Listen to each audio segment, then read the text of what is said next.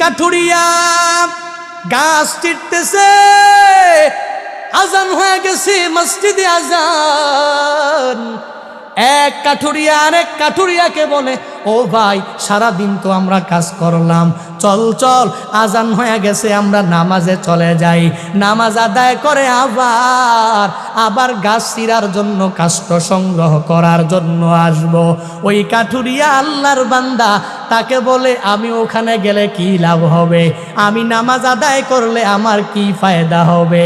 বরং যতক্ষণ আমি এই কাষ্ঠগুলো সংগ্রহ করতে থাকব, আমি আমার এই কাজের মধ্যে নিমজ্জিত থাকব, ততক্ষণ পর্যন্ত আমার পরিবারের জীবিকা নির্বাহ হবে, ততক্ষণ পর্যন্ত আমি টাকা পয়সার মালিক হয়ে যাব। যাও যাও, আমি মসজিদে যেতে পারবো না, তুমি মসজিদে চলে যাও। তুমি মসজিদ থেকে এসে আমার সাথে তখন কাজের মধ্যে লিপ্ত হয়ে যাবা, তখন দেখবা আমার কাজ অনেক দ্রুত শেষ হয়ে গেছে, তুমি আমার থেকে অনেক গরিব হয়ে থাকবা। ওই কাঠুরিয়া আল্লাহর বান্দা বলে, তুমি যতই কথা বলো, আমি আল্লাহর ইবাদত কশিনকালেও ছাড়তে পারবো না। এরে বান্দা, তাকায়া দেখো, সময়টাকে গুরুত্ব দিয়া যদি তোমার কাজটাকে গুরুত্ব না দিয়া আল্লাহর ইবাদতকে যদি গুরুত্ব দাও, তাহলে ওই কাজের মধ্যে কি পরিমাণ বরকত হয়ে যায়।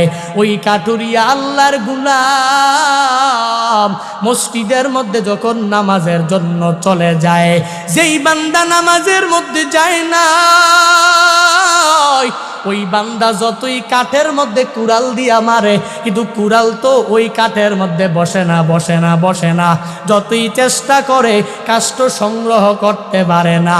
এরে বান্দা, আল্লাহর কুদরত তাকাইয়া দেখো, যেই বান্দা মসজিদে নামাজ আদায় করার জন্য গিয়েছে, ওই বান্দা মসজিদ থেকে আসার পরে আবার যখন কাষ্ঠ সংগ্রহ করেছে আল্লাহর নাম নিয়া, বিসমিল্লাহির রহমানির রহিম, আল্লাহর নাম নিয়া এই বান্দা যখন কাষ্ঠ সংগ্রহ করা আরম্ভ করে দিয়েছে, ওই বান্দার কাজের মধ্যে আল্লাহ এমন পরিমাণ বরকত দিয়েছে, যেই বান্দা নামাজেও যায় নাই, জীবিকা নির্বাহ করবে, অল্প সময়ে অনেক ধন সম্পদের মালিক হয়ে যাবে।